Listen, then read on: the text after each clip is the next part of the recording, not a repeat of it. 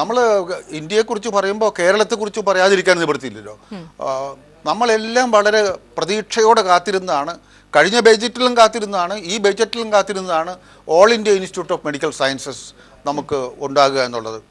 അങ്ങനത്തെ സ്ഥാപനം വന്നാൽ നമ്മുടെ മെഡിക്കൽ വിദ്യാഭ്യാസ രംഗത്തും മെഡിക്കൽ ശാസ്ത്ര രംഗത്തും വമ്പിച്ച രീതിയിലുള്ള ഒരു കുതിച്ചുചാട്ടത്തിന് നമുക്ക് വഴി തുറക്കുന്നതാണ്.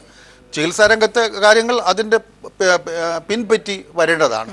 പക്ഷേ ഇവിടെ ജാർഖണ്ഡിലും മോഡിയുടെ സംസ്ഥാനമായിട്ടുള്ള ഗുജറാത്തിലും മാത്രമാണ് പിന്നെ all India institute of medical science കൊടുത്തിട്ടുള്ളത്. ഒരു IIT സ്ഥാപിച്ച് കിട്ടുക എന്നുള്ളത് നമ്മുടെ പ്രധാനപ്പെട്ട ആവശ്യമായിരുന്നു. അതും നിരാകരിച്ചിരിക്കുന്നു. അതുപോലെ തന്നെ ഇതിൻ്റെ വിശദാംശങ്ങൾ വരുമ്പോഴേ ഈ പൊതുമേഖലാ സ്ഥാപനങ്ങൾക്ക് എത്ര കോടി രൂപ വീതം വകയിരുത്തിയിട്ടുണ്ടെന്നുള്ളത് അതിപ്പോൾ സ്വാഭാവികമായിട്ടും ബഡ്ജറ്റ് പ്രസംഗത്തിൻ്റെ ടെക്സ്റ്റിൻ്റെ ഭാഗമായിട്ട് വരുന്നില്ല. അതിൻ്റെ അനുബന്ധമായിട്ടുള്ള രേഖകളിലാണ് ഈ കാര്യങ്ങളെല്ലാം ഉണ്ടാകുക. നമുക്ക് FACTയുടെ മോഡേണൈസേഷൻ ആയാലും ആ സ്ഥാപനം മാത്രമല്ല, നമ്മുടെ ട്രഡീഷണൽ ഇൻഡസ്ട്രീസ്, പരമ്പരാഗത വ്യവസായങ്ങൾ, അവയെല്ലാം ഏറെക്കുറെ തകർച്ചയിലാണ്. റബ്ബറിൻ്റെ കാര്യത്തിൽ പ്രത്യേകിച്ച് പറയേണ്ടതുണ്ട്.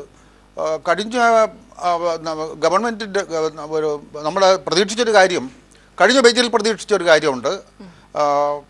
ഒരു വിലസ്ഥിരതാ ഫണ്ട്, അതിനൊരു 1000 കോടി രൂപയുടെ ഒരു വിലസ്ഥിരതാ ഫണ്ട് ഏർപ്പെടുത്തണമെന്നുള്ളൊരു അത് പ്രധാനപ്പെട്ട ഡിമാൻഡാണ്. കാരണം ഏറ്റവും കൂടുതൽ മാർക്കറ്റ് ഫ്ലക്ച്വേഷന് വിധേയമാകുന്നതാണ് റബ്ബറാണ് ഏറ്റവും കൂടുതൽ ആളുകളുടെ ഒരു പ്രധാനപ്പെട്ട ഒരു വരുമാന മാർഗവും, പ്രത്യേകിച്ചും ഇടത്തരം ചെറുകിട ഉൽപ്പാദകർ, മാർജിനൽ ഉൽപ്പാദകർ ഉൾപ്പെടെയുള്ള ആൾ. അപ്പോൾ അവരുടെ ജീവിതം മുഴുവനും തകർക്കുന്ന തരത്തിലായ ഈ റബ്ബറിൻ്റെ വിലയിടിവ് ഇപ്പോൾ അടുത്ത കാലത്ത് കുറച്ചൊരു ഭേദഗതി വന്നിട്ടുണ്ടെങ്കിലും ഇപ്പോൾ റബ്ബറിനുണ്ടായിട്ടുള്ള ഇപ്പോഴത്തെ വില നിലവാരം അത് ശാശ്വതമായി തുടരുകയില്ല. കാരണം അത് അന്താരാഷ്ട്ര വിപണിയിൽ ആശ്രയിച്ചിരിക്കുന്നു. ചൈനയെ എത്രത്തോളം റബ്ബർ വാങ്ങുന്നു, അത് മോട്ടോർ വ്യവസായത്തെ ആശ്രയിച്ചിരിക്കുന്നു. അങ്ങനെ ഒരുപാട് കാര്യങ്ങളുമായിട്ട് ലിങ്ക് ചെയ്താണ് ഇതിൽ പോകുന്നത്. റബ്ബർ ഉൽപ്പാദനത്തിൻ്റെ വർധന അതും ഒരു ഘടകമാണ്. അതുകൊണ്ട് ഈ വക പ്രശ്നങ്ങൾ കണക്കിലെടുത്തുകൊണ്ട് ഒരു വിലസ്ഥിരത ഫണ്ട് ഉണ്ടാകണമെന്നുള്ളത് വലിയൊരു ലോങ് സ്റ്റാൻഡിങ് ഡിമാൻഡാണ്. പക്ഷെ അത് പരിഗണിക്കപ്പെട്ടില്ല. കഴിഞ്ഞ പ്രാവശ്യത്തെ ബഡ്ജറ്റിൽ ആകെ കൂടി 332 കോടി രൂപയാണ് റബ്ബർ വ്യവസായത്തിന് വേണ്ടി സർക്കാർ നീക്കിവെച്ചത്. ഇപ്രാവശ്യം എത്ര നീക്കിവെച്ചെന്നു അതുകൊണ്ട് വ്യക്തമല്ല. പക്ഷേ സർക്കാരിൻ്റെ ഒരു പൊതു നയ സമീപനം നോക്കുമ്പോൾ കേരളത്തോട് തികഞ്ഞ അവഗണനയോടുകൂടിയാണ് ഈ മുന്നോട്ട് പോകുന്നത്. ദുഃഖകരമായിട്ടുള്ളൊരു കാര്യമാണ്. ഏതായാലും നിലവിൽ കർഷകർക്ക് പ്രാധാന്യം നൽകിക്കൊണ്ടുള്ള രീതിയിൽ എന്ന് സംസാരിച്ചു തുടങ്ങി തന്നെയാണ് ധനമന്ത്രി ബജറ്റ് അവതരിപ്പിച്ചിരിക്കുന്നത്. വിശദമായ കാര്യങ്ങൾ എന്തൊക്കെ കാര്യങ്ങളാണ് അതിലുള്ളത് എന്ന ബജറ്റിൻ്റെ ഡീറ്റെയിൽസ് ഏതായാലും ലഭ്യമാകേണ്ടിയിരിക്കുന്നു. എങ്കിൽ കൂടിയും കേരളത്തിന് വലിയ അവഗണനയാണ് ഉണ്ടായിട്ടുള്ളത്. എയിംസ് അടക്കമുള്ള കാര്യങ്ങളിൽ പതിവ് പോലെ തന്നെ കേരളം പ്രതീക്ഷിച്ചു പല കാര്യങ്ങളിലും വലിയ അവഗണന കേരളത്തിന് ഉണ്ടായിരിക്കുന്നു. അതിഥികൾ തുടരും. ഒരു ഇടവേളയിലേക്ക് പോകാം. ഇടവേളയ്ക്ക് ശേഷം വിശദമായ ബജറ്റ് ചർച്ചയുമായി പ്രജീഷ് കൈപ്പള്ളി ചേർന്നതാണ്. കേന്ദ്ര ബഡ്ജറ്റിന്റെ ഏറ്റവും പുതിയ വിശദാംശങ്ങളിലേക്കും ചർച്ചകളിലേക്കും ഈ നിമിഷം കടക്കുകയാണ്. ചർച്ചയിൽ നമ്മോടൊപ്പം അതിഥികൾ ഡോക്ടർ KN ഗംഗാധരൻ, അജിത് ലോറൻസ്, ഒപ്പം വിവിധ അതിഥികൾ കൂടി നമ്മോടൊപ്പം തത്സമയം പങ്കുചേരും. ശ്രീ ഡോക്ടർ ഗംഗാധരൻ, ഇന്ന് പൊതുവെ ബഡ്ജറ്റിൻ്റെ ഒരു മുഖം നോക്കുമ്പോൾ, കാരണം ഡിജിറ്റൽ പദ്ധതികൾക്കൊക്കെ തന്നെ ഊന്നൽ നൽകുന്ന, പ്രത്യേകിച്ച് നോട്ട് നിരോധനത്തിന് ശേഷമുണ്ടാകുന്ന ആദ്യ ബഡ്ജറ്റ്, അവിടെ ജെയ്റ്റ്ലിയുടെ ഒരു മാജിക് വടി, അതായത് ക്ഷീണം തീർക്കുക, ജനങ്ങളുടെ മേൽ ഏൽപ്പിച്ച ബാധ്യതയ്ക്കുള്ള ഒരു ബദൽ സംവിധാനം, എന്തെങ്കിലുമൊക്കെ തന്നെ ആശ്വാസ പദ്ധതികളൊക്കെ ഉണ്ടാകുമോ എന്നൊക്കെ ജനം പ്രതീക്ഷിച്ചു. അത്തരത്തിൽ ബജറ്റിന്റെ പൂർണ്ണ രൂപത്തിലേക്ക് നമ്മൾക്ക് എത്താൻ കഴിഞ്ഞിട്ടില്ലെങ്കിൽ കൂടി കിട്ടിയ വിശദാംശങ്ങളും കേട്ട വിവരങ്ങളും അടിസ്ഥാനപ്പെടുത്തുമ്പോൾ എങ്ങനെ ഒരു പൊതുമുഖം എങ്ങനെയാണ്? സാധാരണക്കാർക്ക് നേരിട്ട് എന്തെങ്കിലും പ്രയോജനമുണ്ടാകും ഈ ബജറ്റ് കൊണ്ട് ഞാൻ കരുതുന്നില്ല. കാരണം ബജറ്റിൻ്റെ നയസമീപനം ഗവൺമെൻറ് ഇതുവരെ പിന്തുടർന്നു പോകുന്ന അടിസ്ഥാന സമീപനത്തിൽ നിന്ന് ഒട്ടും വ്യതിചലിച്ചിട്ടില്ല. അങ്ങനെ വ്യതിചലിക്കാത്തിടത്തോളം കാലം ഈ ബജറ്റിൻ്റെ ഗുണഭോക്താക്കൾ, ആത്യന്തികമായിട്ടുള്ള ഗുണഭോക്താക്കൾ സാധാരണ ജനങ്ങൾ ആയിരിക്കില്ല എന്നുള്ളതാണ് ഞാൻ കാണുന്നത്. തീർച്ചയായും നമുക്ക് ഇപ്പോൾ ഉദാഹരണമായിട്ട് ബജറ്റിന്റെ കൂടുതൽ രൂപങ്ങൾ, കൂടുതൽ വിശദാംശങ്ങൾ ലഭിച്ച് തുടങ്ങിയിരിക്കുന്നു. സന്തോഷ് സല്ലൈ ഞങ്ങളുടെ പ്രതിനിധി ദില്ലിയിൽ നിന്ന് ചേരുന്നു. സന്തോഷ്, ബജറ്റിന്റെ മുഴുവൻ രൂപങ്ങളും ലഭ്യമായിട്ടുണ്ടെങ്കിൽ അതിൻ്റെ സംക്ഷിപ്ത രൂപം ലഭിക്കുന്നുണ്ടോ? കർഷകർക്ക് അടക്കം അടിസ്ഥാന വിഭാഗങ്ങൾക്കൊക്കെ ഏത് രീതിയിൽ ഗുണം ലഭിക്കുന്നു? മാത്രവുമല്ല, വ്യവസായ മേഖലയ്ക്ക് എങ്ങനെ, കാർഷിക മേഖലയ്ക്ക് മാറ്റിയിരിക്കുന്ന ബജറ്റ് വിഹിതം എങ്ങനെ? ഒപ്പം തന്നെ ഈ വർഷം ആദ്യം റെയിൽവേ ബജറ്റ് കൂടി ചേർന്ന് വരുന്ന, ഇപ്പോൾ സന്തോഷിലേക്ക് പോകുമ്പോൾ പ്രധാനമന്ത്രി സംസാരിക്കുന്നു, അതിലേക്ക് मदद मिलेगी। देश में परिवहन से जुड़ी आवश्यकताओं की पूर्ति में रेलवे अब अपना योगदान और बेहतरीन तरीके से कर पाएगी। ये बजट कृषि क्षेत्र, ग्रामीण क्षेत्र, सामाजिक कल्याण, इंफ्रास्ट्रक्चर, इन सभी क्षेत्रों में एक विशेष ध्यान आकर्षित करता है।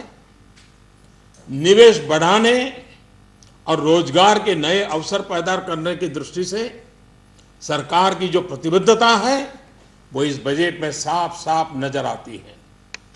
इन योजनाओं के लिए आवंटन में भी बहुत बढ़ोतरी की गई है।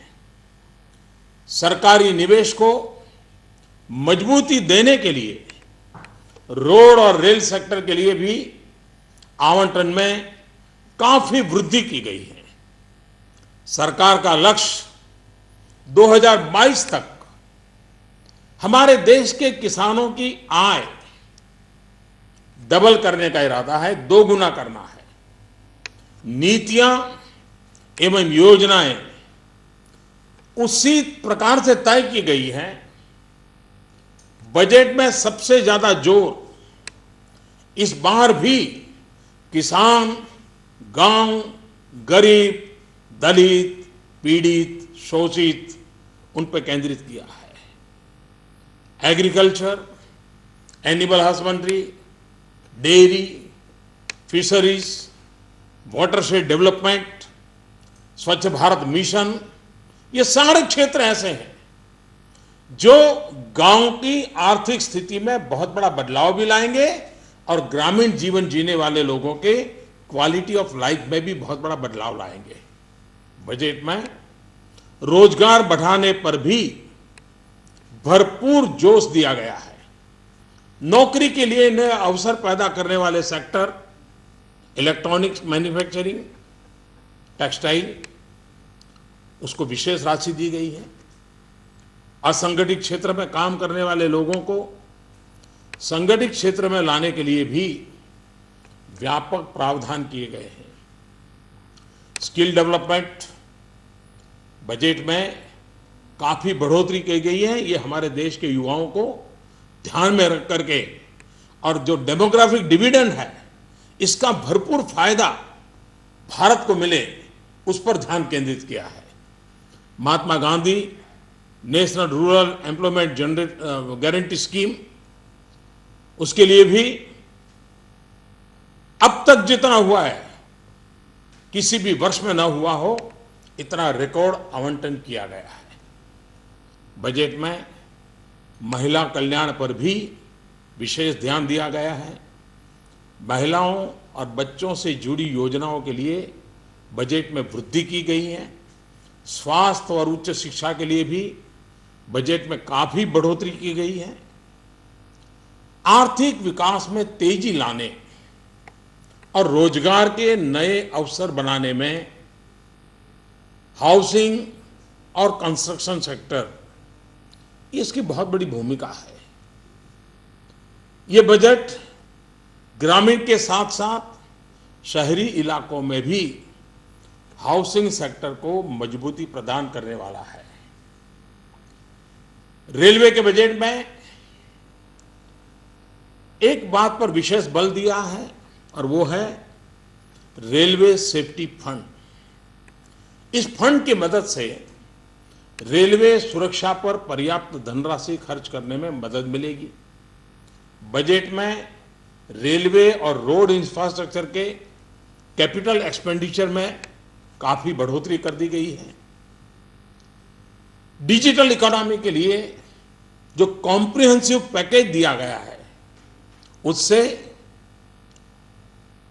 टैक्स चोरी की संभावनाएं कम होगी और अर्थव्यवस्था में काले धन के प्रवाह पर नियंत्रण संभव होगा। डिजिटल इकोनॉमी को एक मिशन के तौर पर शुरू किए जाने से आने वाले वर्ष में 2017-18 में 2500 करोड़ डिजिटल ट्रांजैक्शन के बड़े लक्ष्य को प्राप्त करने में बहुत बड़ी मदद मिलेगी। हमारे वित्त मंत्री जी ने कर प्रणाली में जो सुधार और संशोधन किए हैं, उससे मध्यम वर्ग को राहत मिलेगी, उद्योगों की स्थापना होगी, रोजगार के अवसर मिलेंगे, भेदभाव के अवसर खत्म होंगे और सबसे महत्वपूर्ण पहलू है कि निजी निवेश को प्रोत्साहन मिलेगा। बजट में व्यक्तिगत इनकम टैक्स कम करने की घोषणा देश के मध्यम वर्ग को ज्यादा स्पर्श करती है, बड़ी महत्वपूर्ण है। 10% से एकदम 5% कर देना बड़ा साहसपूर्ण निर्णय है। करीब करीब हिंदुस्तान के अधिकतम करदाताओं को इससे बहुत बड़ा लाभ होने वाला है। आपने देखा होगा बजट में काले धन और भ्रष्टाचार के खिलाफ मेरी लड़ाई निरंतर चल रही है। पॉलिटिकल फंडिंग की चर्चा हमारे देश में बहुत होती रही है। राजनीतिक दल हमेशा चर्चा के घेरे में रहे हैं। चुनाव के अंदर डोनेशन एकत्र करने की नई योजना भी वित्त मंत्री जी ने देश की आशा, आकांक्षा और काले धन के खिलाफ की लड़ाई के अनुरूप आज प्रस्तुत की है। देश के छोटे और मध्यम उद्योग नौकरी के नए अवसर पैदा करने के सबसे बड़े स्रोत हैं। इन उद्योगों की पुरानी मांग रही है कि ग्लोबल कंपटीशन में, वैश्विक स्तर पर मुकाबला करने में उनको कठिनाइयां आ रही है। अगर इसके लिए टैक्स कम किया जाए तो हमारे लघु उद्योग, जो कि करीब करीब 90% से ज्यादा है देश में, और इसलिए सरकार ने छोटे छोटे उद्योगों को और उसमें परिभाषा में बदलाव करके उनके दायरे को भी बढ़ाया है और टैक्स को भी 30% से घटा करके 25% कर दिया है। यानी देश के उद्योग जगत के 90% से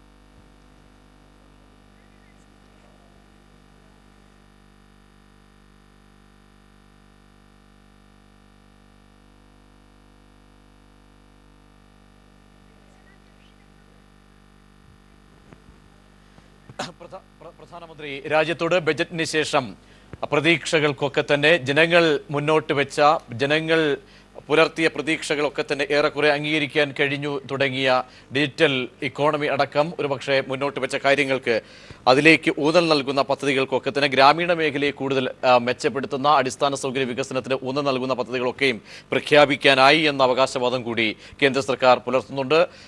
അതികളിലേക്ക് എത്തും മുമ്പ് ചെറിയൊരു ഇടവേള. ബജറ്റിന്റെ പൂർണ്ണ വിശദാംശങ്ങൾ സന്തോഷ് സർലിംഗ് നൽകും. സന്തോഷ്, ഇനി അറിയേണ്ട കാര്യങ്ങൾ നികുതി സംബന്ധിച്ചൊക്കെ, അവിടെ നികുതി ഇളവ്, കാര്യമായി പ്രതീക്ഷിച്ച നികുതി ഇളവ് ഏതൊക്കെ മേഖലകളിൽ, കോർപ്പറേറ്റ് നികുതി അടക്കം അറിയേണ്ടതുണ്ട്. ഒപ്പം കാർഷിക മേഖലയിൽ വലിയ ഊന്നലുകൾ നൽകുമ്പോൾ അത് എങ്ങനെയൊക്കെ തന്നെയാണ് വിവക്ഷിക്കപ്പെടുന്നത്, കണക്കുകൾ എങ്ങനെ, പൂർണ്ണ രൂപം ലഭിക്കുന്നുണ്ടോ? പ്രജീഷ്, 2017-18 സാമ്പത്തിക വർഷത്തെ പൊതു ബഡ്ജറ്റിൽ നികുതി സ്ലാബുകളിൽ മാറ്റമുണ്ടാകും എന്നാണ് പ്രതീക്ഷിക്കപ്പെട്ടിരുന്നത്. പക്ഷേ അത്തരത്തിലൊന്നും മാറ്റം വരുത്തിയിട്ടില്ല. നിലവിലെ നികുതി പരിധി 2.5 ലക്ഷം രൂപയാണ്. അതിൽ ഒരു ചെറിയ മാറ്റം, അതായത് നികുതി സ്ലാബുകളിൽ മാറ്റം വരുത്തിയിട്ടില്ല, പകരം നികുതി കുറച്ചിട്ടുണ്ട് ഈ മേഖലയിൽ എന്നതാണ് പ്രധാനം. 2.5 ലക്ഷം രൂപ മുതൽ 5 ലക്ഷം രൂപ വരെ വരുമാനമുള്ളവർക്ക് നേരത്തെ 10% നികുതി നൽകിയിരുന്നെങ്കിൽ ഇപ്പോൾ അത് 5% കുറച്ചിരിക്കുന്നു. സാമ്പത്തിക വിദഗ്ധർ ചൂണ്ടിക്കാട്ടുന്നത് ഫലത്തിൽ 3 ലക്ഷം വരെ വരുമാനമുള്ളവർക്ക് നികുതികൾ ഉണ്ടാകില്ല എന്നാണ്. 5 ലക്ഷം മുതൽ 10 ലക്ഷം രൂപ വരെ വരുമാനമുള്ളവർക്ക് 20%, 10 ലക്ഷത്തിന് മുകളിലുള്ളവർക്ക് 30%, 50 ലക്ഷത്തിന് മുകളിലുള്ളവർക്ക് 10% സർചാർജുമാണ് ഈ ബഡ്ജറ്റിൽ ഏർപ്പെടുത്തിയിരിക്കുന്നത്. കേരളത്തെ സംബന്ധിച്ചിടത്തോളം തുക വകയിരുത്തിയ വിവരങ്ങൾ ലഭ്യമായിട്ടുണ്ട്. അത് റബ്ബർ ബോർഡിന് 140.60 കോടി രൂപയും, കോഫി ബോർഡിന് 140.10 കോടി രൂപയും, കശുവണ്ടി കയറ്റുമതി പ്രോത്സാഹന ബോർഡിന് 4 കോടി രൂപയും, മത്സ്യബന്ധന മേഖലയ്ക്ക് 105 കോടി രൂപയും ആണ് ഇപ്പോൾ തുക വകയിരുത്തിയിരിക്കുന്നത്. പ്രതീക്ഷിച്ചിരിക്കുന്ന മറ്റു കേരളത്തിന്റെ വൻകിട പദ്ധതികൾക്കൊന്നും തുക വകയിരുത്തിയിട്ടുമില്ല. പ്രധാനമായും ഈ ബഡ്ജറ്റിൽ അരുൺ ജെയ്റ്റ്ലി ശ്രദ്ധ കേന്ദ്രീകരിച്ചിരിക്കുന്നത് ചില വാഗ്ദാനങ്ങൾ നൽകുക, അതും കാർഷിക മേഖലയ്ക്കുള്ള വാഗ്ദാനങ്ങൾ. കാർഷിക മേഖലയിൽ പക്ഷെ പ്രതീക്ഷിച്ചിരുന്ന പോലെ ഒരു കാർഷിക വായ്പ ഇളവിനുള്ള ഒരു പ്രഖ്യാപനവും ഉണ്ടായില്ല എന്നതാണ് ഏറ്റവും വലിയ ഖേദകരം. കാരണം നോട്ടുമാറ്റത്തെ തുടർന്ന് വലിയൊരു ദുരിതം അനുഭവിച്ചവർ കാർഷിക മേഖലയിലുള്ളവരാണ്. അതുകൊണ്ട് തന്നെ ഒരു വായ്പാ ഇളവ് പ്രതീക്ഷിച്ചിരുന്നു. ഡിസംബർ 30 നടത്തിയ പ്രസംഗത്തിൽ പ്രധാനമന്ത്രി നടത്തിയ വായ്പാ ഇളവിന് പുറമെയുള്ളൊരു വായ്പാ ഇളവാണ് പ്രതീക്ഷിച്ചതെങ്കിൽ പോലും അത് ഇപ്രാവശ്യത്തെ ബഡ്ജറ്റിൽ ഉണ്ടായില്ല. പകരമുള്ളത് ഈ 17-18 സാമ്പത്തിക വർഷം കർഷകർക്ക് നൽകുന്ന വായ്പാ പരിധി 10 ലക്ഷം കോടി രൂപയായി നിജപ്പെടുത്തി എന്നതാണ്. മറ്റത് ദാരിദ്ര്യ നിർമ്മാർജ്ജനത്തിനുള്ള പദ്ധതികളാണ് പ്രഖ്യാപിച്ചിരിക്കുന്നത്. വിദ്യാഭ്യാസ രംഗത്ത് ബഡ്ജറ്റിൽ ചില പദ്ധതികൾ പ്രഖ്യാപിച്ചിരിക്കുന്നു. അതായത് ഉന്നത വിദ്യാഭ്യാസ രംഗത്ത് പ്രവേശന പരീക്ഷയ്ക്ക് ഇനി മുതൽ ദേശീയ ടെസ്റ്റിംഗ് ഏജൻസി രൂപീകരിക്കാനാണ് കേന്ദ്ര സർക്കാർ തീരുമാനിച്ചിരിക്കുന്നത്. ഇവിടെയാണ് കേരളത്തിന് എയിംസ് ഇല്ല എന്ന് വ്യക്തമായത്. ഗുജറാത്തിനും ജാർഖണ്ഡിനും എയിംസ് നൽകുന്നു. ഞാൻ മടങ്ങിയെത്താം. ദയവായി സന്തോഷ് കൂടുതൽ വിശദാംശങ്ങൾ പെട്ടെന്ന് ലഭ്യമാകേണ്ടതുണ്ട്. ശ്രീ അജിത് ലോറൻസ്, അതായത് ഈ നോട്ട് നിരോധനവുമായി ബന്ധപ്പെട്ട് ഏറ്റവും കൂടുതൽ തിക്താനുഭവം നേരിട്ട ഒരു വിഭാഗം കാർഷിക മേഖലയിലാണ്. ഞാൻ ഡോക്ടർ ഗംഗാലിന് വരും മുമ്പ് ഇത്തരത്തിൽ കാർഷിക മേഖലയ്ക്ക് ഈ തളർച്ചയിൽ നിന്നും ഒരു ഉണർവിലേക്ക് ഒരു പ്രഖ്യാപനം മാത്രമായി ഇത് അവശേഷിക്കുകയാണോ? കാരണം കാർഷിക വായ്പാ ഇളവ് ഏറ്റവും കൂടുതൽ പ്രതീക്ഷിക്കുന്ന ഏറ്റവും കാർഷിക മേഖലകളൊക്കെ തന്നെ ഉള്ള ഉൾനാടൻ ഗ്രാമങ്ങളിലൊക്കെ ഉള്ള ആളുകളൊക്കെയും പ്രതീക്ഷിച്ചിരുന്നു ഇത്തരം ഒരു വായ്പാ ഇളവൊക്കെ. ഇത്തരത്തിൽ കാർഷിക മേഖലയ്ക്ക് വലിയൊരു പദ്ധതി നീക്കി വയ്ക്കുമ്പോഴും അതിൽ നമുക്ക് ഇന്നത്തെ സമ്പദ്ഘടനയുടെ സ്ഥിതിയൊക്കെ വെച്ച് മനസ്സിലാക്കുമ്പോൾ ഒരു വൈരുദ്ധ്യം നിഴലിക്കുന്നുണ്ടോ? അതായത് ഇതിനകത്ത് കാർഷിക മേഖലയ്ക്കും സാമൂഹ്യക്ഷേമത്തിനും മുൻഗണന എന്ന് മാത്രമേ പറയുന്നുള്ളൂ. അത് പ്രത്യേകിച്ച് പ്രതീക്ഷ നൽകുന്നതായ യാതൊരു സ്കീമും പറയുന്നില്ല. ക്ഷീര കർഷകർക്ക് 2000 കോടിയും വിള കർഷകർക്ക് 9000 കോടിയുമാണ് പറഞ്ഞിരിക്കുന്നത്. ഇതിനകത്ത് കേരളത്തിന് എത്രത്തോളം ബാധിക്കുമെന്ന് ചോദിച്ചു കഴിഞ്ഞാൽ കേരളത്തിനെ ആ ഒരു രീതിയിലേക്ക് കാർഷിക രംഗത്തിൻ്റെ മാറ്റം വരുത്താൻ കാർഷിക രംഗത്തിന് എന്തെങ്കിലും സപ്പോർട്ടീവായിട്ടുള്ളൊരു ഒരു സ്കീം പറയുന്നില്ല. ആകെ പറഞ്ഞിരിക്കുന്ന 2000 കോടി ക്ഷീര കർഷകർക്കും 9000 കോടി രൂപ വിള കർഷകർക്കും മാത്രമാണ്. മറ്റെല്ലാം മുൻഗണന കൊടുക്കും എന്ന് മാത്രമേ പറയുന്നുള്ളൂ. അപ്പോൾ യാതൊന്നും പ്രതീക്ഷിക്കാനില്ല എന്ന് വേണമെങ്കിൽ വ്യക്തമായിട്ട് പറയാം. ചുരുക്കി പറഞ്ഞാൽ മുൻഗണനയും കാര്യക്ഷമമാക്കലും എന്ന് പറയുന്ന 2 ടേമിൽ പറഞ്ഞുകൊണ്ട് രക്ഷപ്പെടുകയാണ് ധനമന്ത്രി ചെയ്തിരിക്കുന്നത്. ഞാൻ മടങ്ങിയെത്താം. ശ്രീ ഗോപാലകൃഷ്ണൻ, അവിടെ നോട്ട് നിരോധനത്തിന്റെ ക്ഷീണം എല്ലാ മേഖലകളിലും ഉള്ള ക്ഷീണം തീർക്കാൻ അരുൺ ജെയ്റ്റ്ലിയുടെ മാന്ത്രിക വടിക്ക് കഴിയുമെന്ന് ഏവരും പ്രതീക്ഷിച്ചിരുന്ന ഒരു ഘട്ടം. ആ ഘട്ടത്തിൽ നടക്കുന്ന ഈ ബഡ്ജറ്റ് അതിൻ്റെ പൂർണ്ണതയിലേക്ക് വന്ന് വിശകലനം ചെയ്യുമ്പോൾ എന്തൊക്കെ അവകാശപ്പെടാൻ കഴിയും ശ്രീ ഗോപാലകൃഷ്ണൻ? പ്രത്യേകിച്ച് വലിയ ഗ്രാമീണ മേഖലകളൊക്കെ തകരുന്നു. വ്യവസായ മേഖല അത് തളർച്ച ബാധിച്ചു എന്ന് ഇക്കണോമിക് സർവേ പോലും ഒരു അർത്ഥത്തിൽ സൂചിപ്പിച്ച ഘടകങ്ങൾ നിരവധിയുണ്ട്. ഇത്തരത്തിലൊക്കെ നോക്കുമ്പോൾ ഈ ബഡ്ജറ്റിലൂടെ അവകാശപ്പെടാൻ കഴിയുന്നത്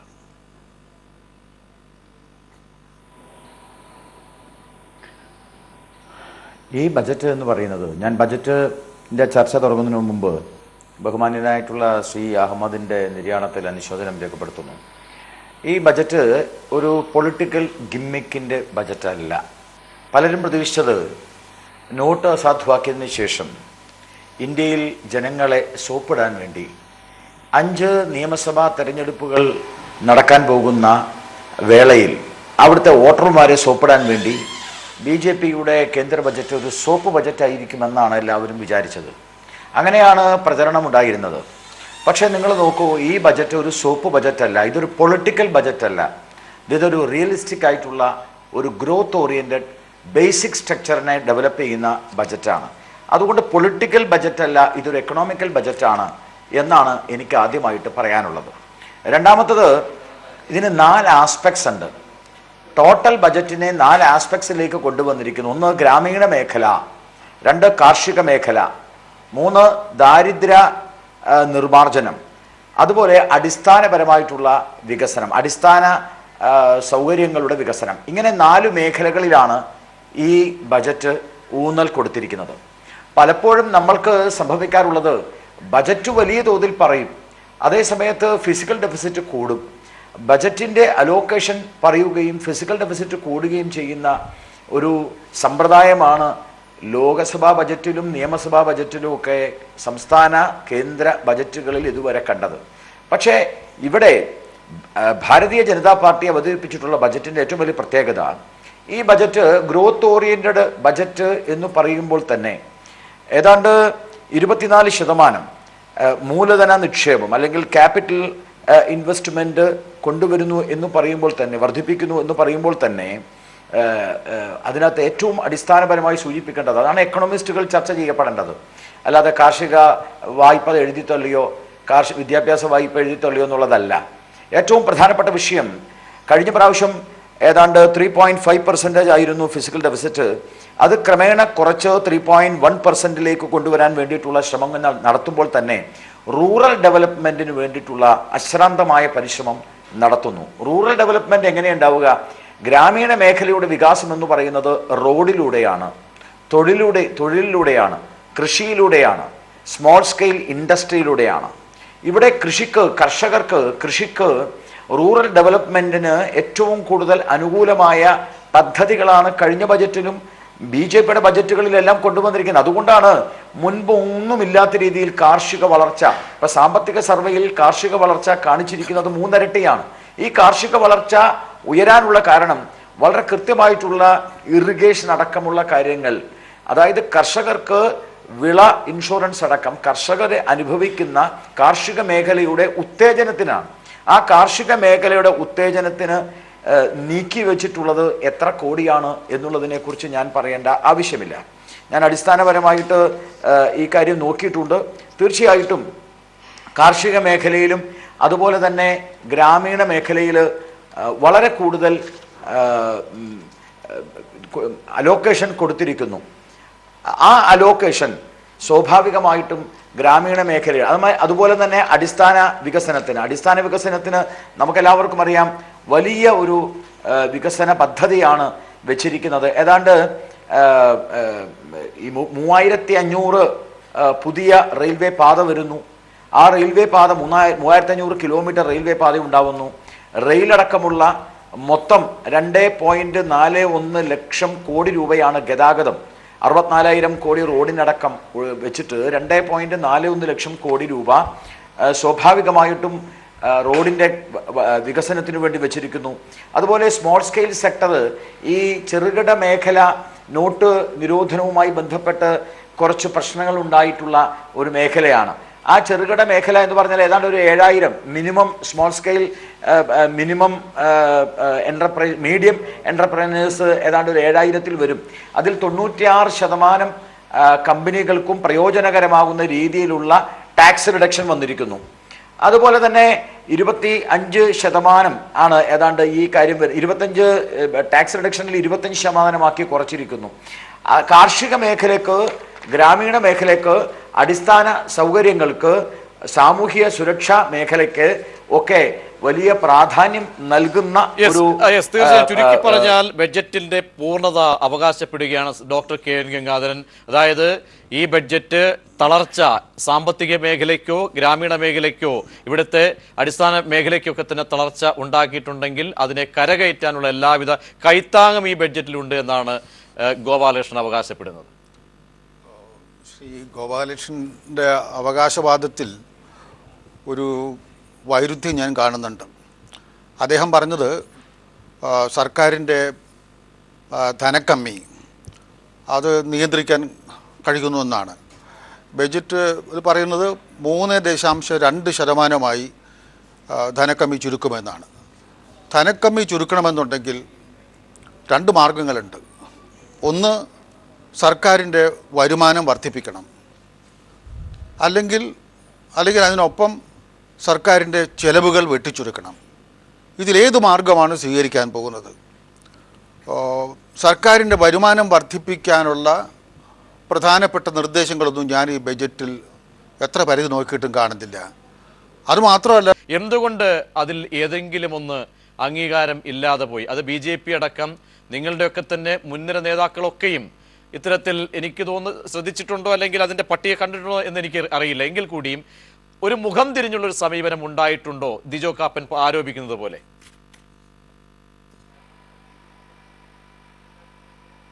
ഒരിക്കലുമില്ല. ഞാൻ ചോദിക്കട്ടെ ബിജു കാപ്പനോട്, കഴിഞ്ഞ 2.5 വർഷത്തെ നരേന്ദ്രമോദിയുടെ ഭരണത്തിൽ കേരളത്തെ അവഗണിച്ച ഒരു മേഖല പറ. റോഡ് ഗതാഗതത്തെക്കുറിച്ച് കഴിഞ്ഞ UPA ഗവൺമെൻറ്, നാം 10 വർഷത്തെ പറയാം, CPM-ഉമായി ബന്ധപ്പെട്ട് നിൽക്കുന്ന 1-ാം UPA-യിലും CPM ഇല്ലാതെ ഭരിച്ച 2-ാം UPA-യിലും റോഡ് വികസനവുമായി ബന്ധപ്പെട്ട് ആലപ്പുഴ ദേശീയപാത അടക്കം കേരളത്തിന് നൽകിയ തുക എത്രയാണ്? ഇപ്രാവശ്യം, അതായത് ഈ 2.5 വർഷത്തിൻ്റെ ഉള്ളിൽ BJP ഗവൺമെൻറ് കേരളത്തിൻ്റെ റോഡ് വികസനത്തിന് നൽകിയ തുക എത്രയാണ്? ബിജു കാപ്പൻ ആത്മാർത്ഥമായിട്ട് തന്നെ പറയട്ടെ, ആ തുകയുടെ വ്യത്യാസം അദ്ദേഹത്തിന് മനസ്സിലാക്കാനായിട്ട് കഴിയും. 35,000 കോടി രൂപയോളം ഒരു പ്രത്യേക അലോക്കേഷൻ മാത്രമായിട്ട് നൽകി. മാത്രമല്ല, റോഡിൻ്റെ വികസനം മാത്രമല്ല, കപ്പൽശാലയുമായിട്ട് ബന്ധപ്പെട്ടിട്ട് കൊച്ചിയിലെ കപ്പൽശാലയ്ക്ക് വികസനവുമായി ബന്ധപ്പെട്ട് നൽകിയിട്ടുള്ള കാര്യങ്ങൾ, തീരദേശവുമായി ബന്ധപ്പെട്ട് നൽകിയിട്ടുള്ള കാര്യങ്ങൾ. അപ്പോൾ കഴിഞ്ഞ 2.5 വർഷത്തെ ഭരണത്തിൽ എവിടെയാണ് BJP സർക്കാർ അധികാരത്തിൽ വന്നിട്ട് പ്രധാനപ്പെട്ട 4 ശാസ്ത്ര സാങ്കേതിക ഇൻസ്റ്റിറ്റ്യൂട്ടുകൾ കേരളത്തിലേക്ക് വന്നു? ഞാൻ പറയേണ്ട ആവശ്യമില്ല, ഇതൊക്കെ പഴയ കാര്യങ്ങളാണ്. പഴയ കാര്യങ്ങൾ ഞാൻ വീണ്ടും ഈ ബജറ്റിൽ പറയേണ്ട ആവശ്യമില്ല. കഴിഞ്ഞ വർഷത്തെ ബജറ്റും അതിന് മുമ്പത്തെ ബജറ്റുമായി ബന്ധപ്പെട്ട് IT അടക്കമുള്ള ഏറ്റവും പ്രധാനപ്പെട്ട ശ്രീ ഗോപാലകൃഷ്ണൻ അല്ലെങ്കിൽ ഭാഗമായി കേരളത്തിന്റെ കൂടി അത് ഉൾക്കൊണ്ടുകൊള്ളട്ടെ, മറ്റ് മേഖലയിൽ വന്നതിന്റെ ഗുണഫലങ്ങൾ കേരളം കൂടി അത് അനുഭവിച്ചു കൊള്ളട്ടെ എന്ന തലത്തിലേക്ക് മാത്രമാണ് റെയിൽവേയുടെ അടക്കം താങ്കൾ വിശദീകരിച്ചതുപോലെ.